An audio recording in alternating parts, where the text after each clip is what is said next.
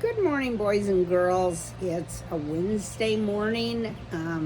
It's been a little cloudy this morning and a little windy, but guess what? The sun is trying to peek through the clouds. So we're ready for chapter 11. Now, I've been practicing the name of this chapter off and on since yesterday, and I still probably won't get it right. Get ready. Erythazon dorsatum.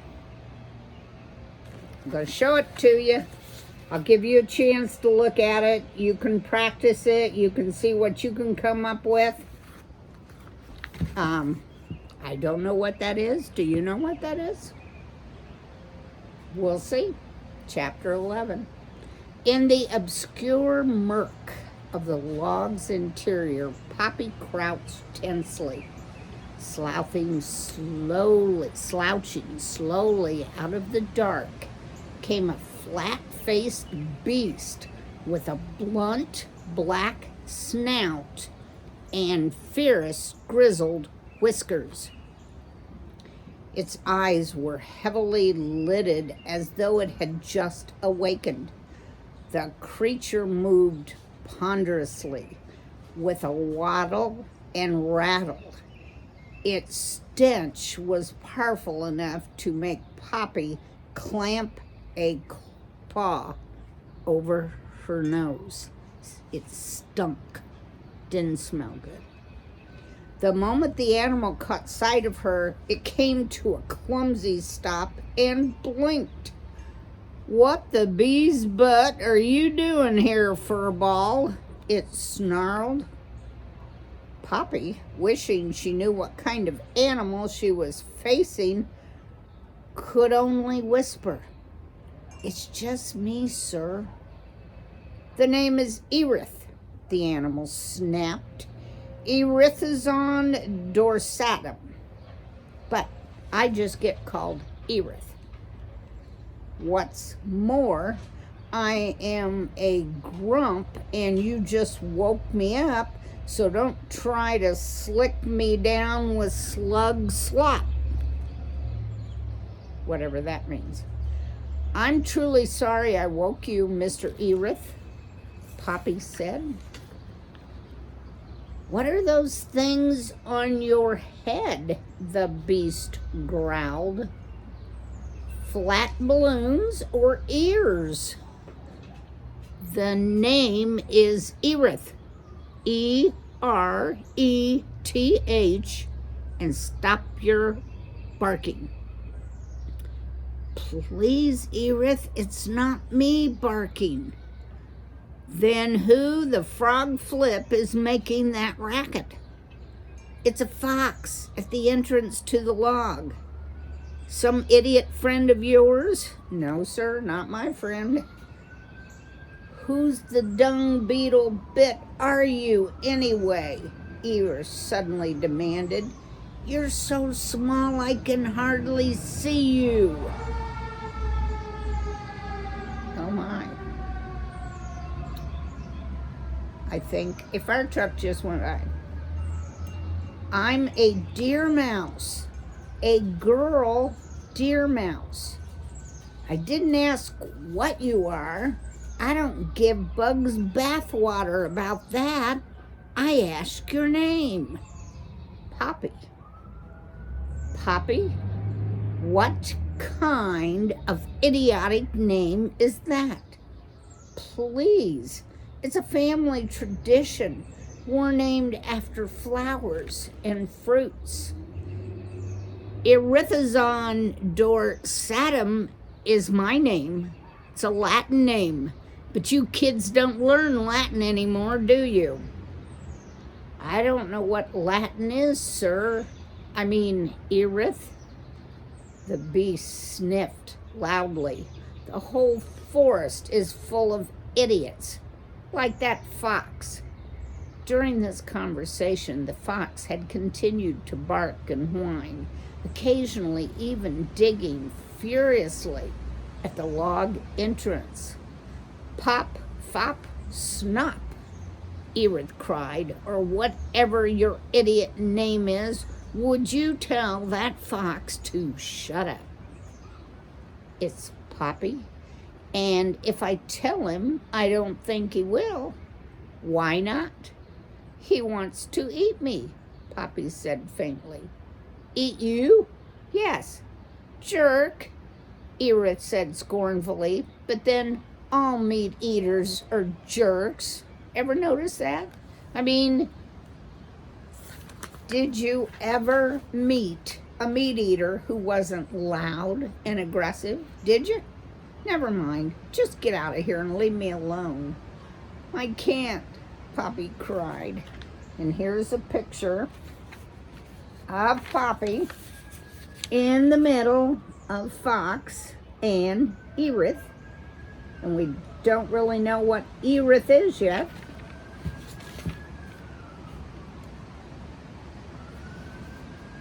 Why the back bilge, can't you? I just told you, Poppy pleaded. If I go out, he'll eat me. Look here, Erith cried, whatever your idiot name is. Don't you have any guts? Please, it's Poppy. Oh, Weasel Wonk, I don't care what it is.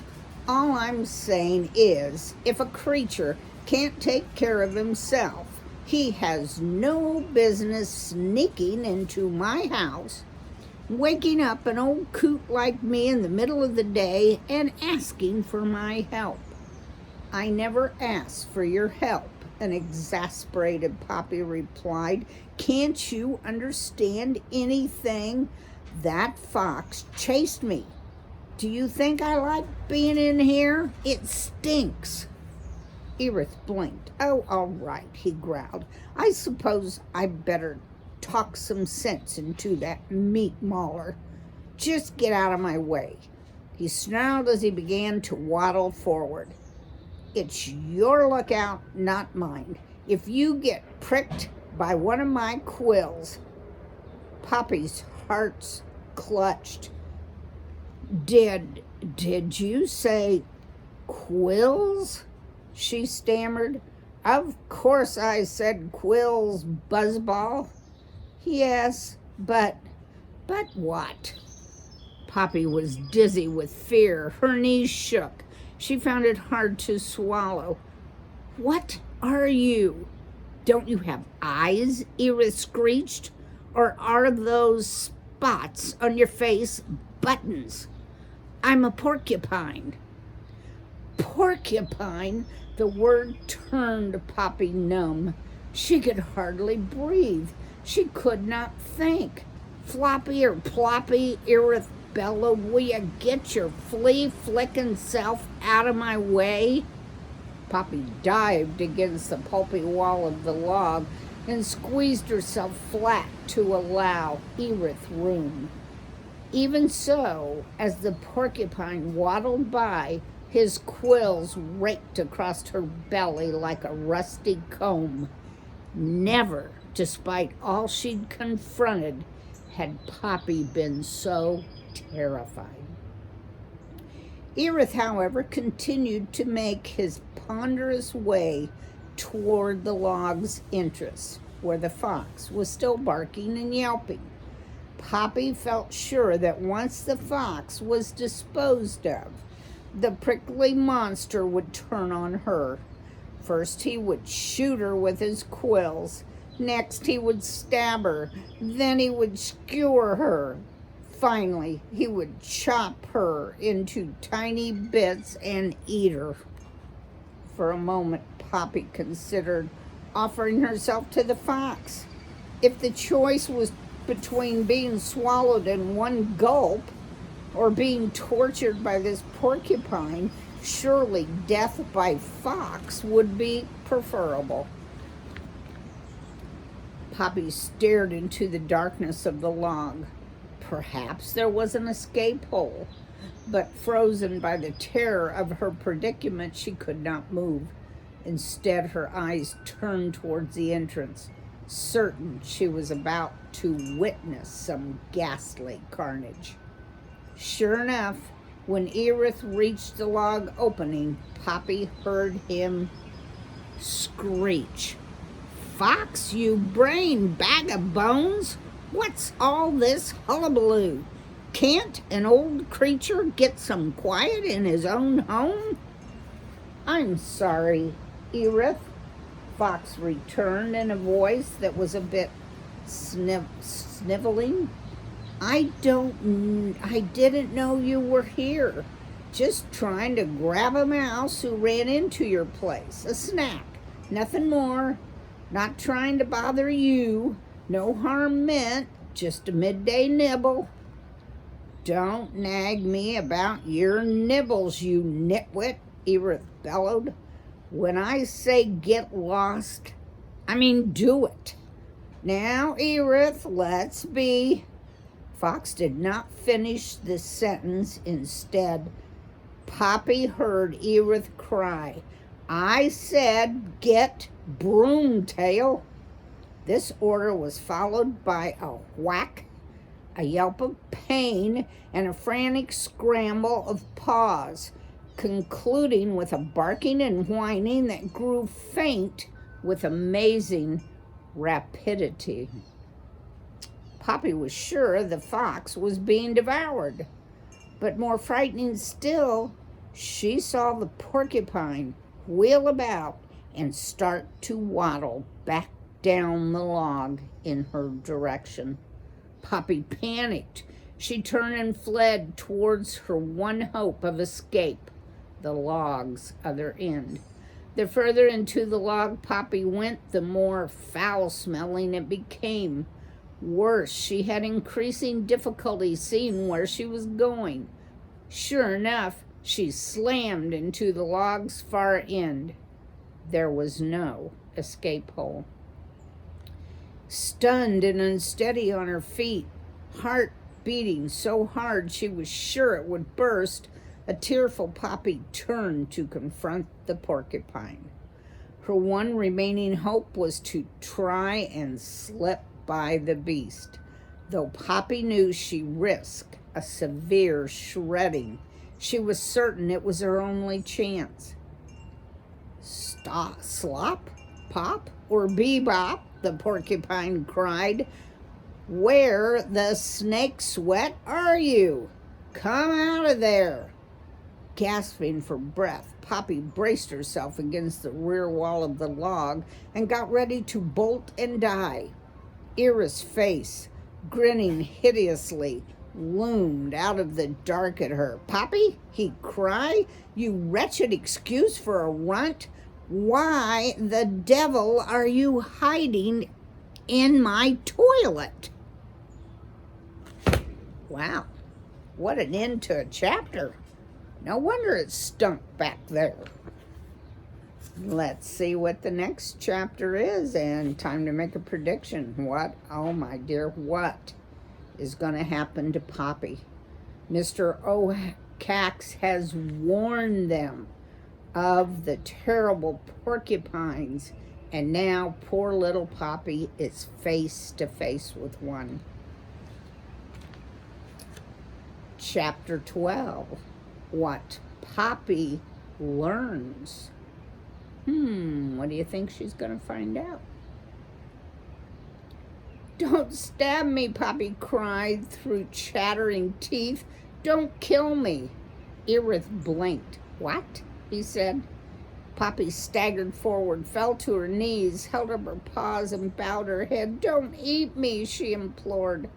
What the lice lips are you talking about? Erith asked with genuine bewilderment. Poppy gazed up tearfully. If you're going to kill me, do it quickly. Just don't torture me, please. Why would I want to torture you? Because that's what porcupines do when you catch mice. You torture them and eat them. Eat mice? Erith explained. Hit the puke switch and duck. Meat disgusts me, nauseates me, revolts me. I'm a vegetarian, jerk. I eat bark. You saying bark? You saying I'm a liar? The porcupine roared. Well, no, except nothing. I'm kind, I'm gentle, I'm old. All I want to do is be left alone. And here is Erith and Poppy. And guess who's been lying to the mice? The guy that's supposed to be taking care of them. You won't eat me? I don't eat meat, Erith bellowed into Poppy's face. Poppy gulped. She was beginning to feel very foolish. Well, she offered lamely, everybody thinks you do. Well then, everybody eats grasshopper gas. They do? How many times do I have to tell you, Erith screamed, I don't eat meat. But, Poppy stammered. Didn't you just eat that fox? Are you crazy or something? All I did was swat him with my tail, which is what I do when creatures get fresh with me. What about shooting your quills? Poppy asked, or stabbing with them? Where'd you hear this bat bilge? I was taught. Poppy, that's your name, right? Quills are hair, barbed hair. I can't shoot my quills, though they fall out easy enough. The only way a quill gets into you is because I slap you, which I'll do if you mess with me.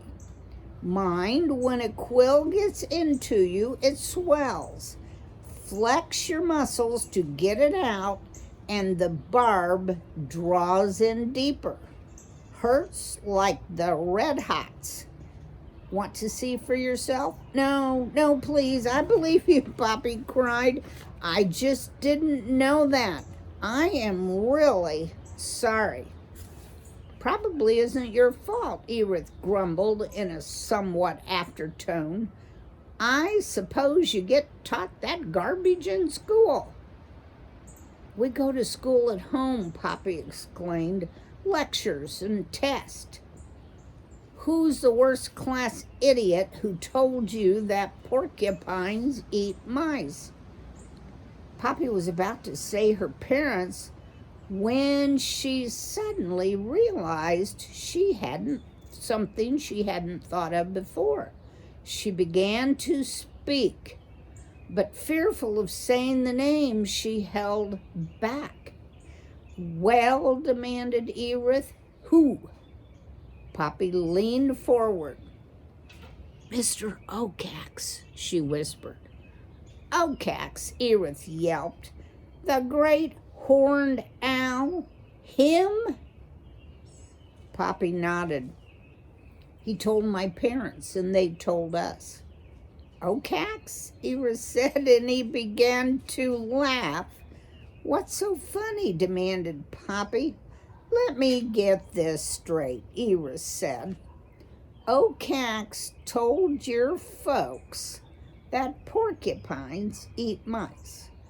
Well, see, Mr. Okax protects us from porcupines. What's so funny about that? Poppy? Erith said between fits of sputtering laughter. He's the one who eats mice, and if there's one thing that jerk of an owl is frightened of, it's me. You? Poppy cried with astonishment. Listen, Poppy, nobody messes with Erythazon dorsatum. Nobody. Fool with me, and I'll shove a quill up your snooter. The only thing that old owl wants is to protect himself. Why, he wouldn't get within a log's length of me. I may be old and fat, have a foul mouth, and smell, but I can shake my tail and put it in his face. Yours too. Want to see? No, Poppy replied quickly. I believe you, Erith. Really, I do. Protect you from porcupines, Erith said with a sneer. Frog flip. But if you believe that, what the worm water are you doing here? I was trying to get to Newhouse, Poppy explained. And honest, that fox did chase me. Erith snorted. But you said Okax told you to be scared of me. Is that right? Poppy nodded. Poppy, Erith said, running in here was smart. It was? Sure. The truth is, you could walk by the side of a lake with no place to hide. If I were there, that jerk of an owl would do more than look at you. Really? Poppy said, feeling a great sense of relief. If there's one thing I like beside being fat, sassy, and prickly to the touch, it's going where no one wants me to go. Fact is, I'm one of the few creatures in Dimwood who can protect you. I bet that's the reason he says all the irrig juice about me. As for Newhouse, don't talk to me about going. Just go. I'll never tell anyone what I do. Don't you have a family? Oh, I have parents and a wife. For a while, we even had kids. Quite a nice bunch. They all wandered off. We all go in our own ways. Prickly. Don't you miss them? Poppy asked. I like being alone. If I see a tree I want to climb, I climb it. Chew some bark, then get some sleep.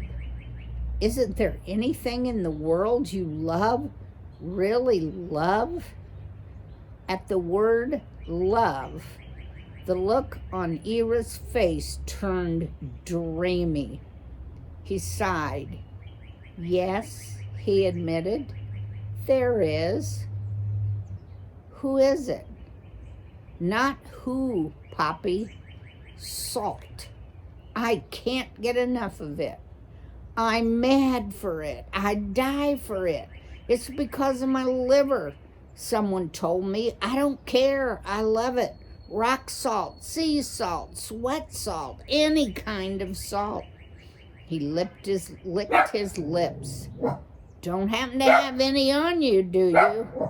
I'm sorry, I don't. You were talking about Newhouse. You have any idea what's there? Maggie, you need to be quiet. We're reading a story. That's what I need to find out. I will tell you one thing that's there. What? A chunk of salt as big as me. Humans put it out for deer. Can you believe it? Deer. But it's on a high steel pole, so I can't get it. What a waste. Oh, but I do dream about it. I do. And he closed his eyes. I think he's visualizing what the salt looks like. I think Ragweed would have liked you, Poppy said with admiration. But even as she spoke, a great wave of exhaustion swept over her. Please, Erith, would you mind very much if I took a nap? Poppy, you can do what you want. But if I were you, I wouldn't sleep where you're standing. As I told you, it's my toilet, and it's too stinky even for me. Okay, so Poppy has made a friend with a porcupine. Interesting. I do have a connection. We have put salt out for the deer. You can go to a farmer's store and buy a big block of salt about like this and put it in your backyard, and the deer will come and eat it. They like salt too, so I didn't know porcupines ate salt. That's something new I learned reading this chapter. Well, let's see. We got till tomorrow before we find out what happens, and let's think about what's going to happen. I guess Poppy will be back on her journey trying to go to Newhouse. So I will see you tomorrow, boys and girls. Bye.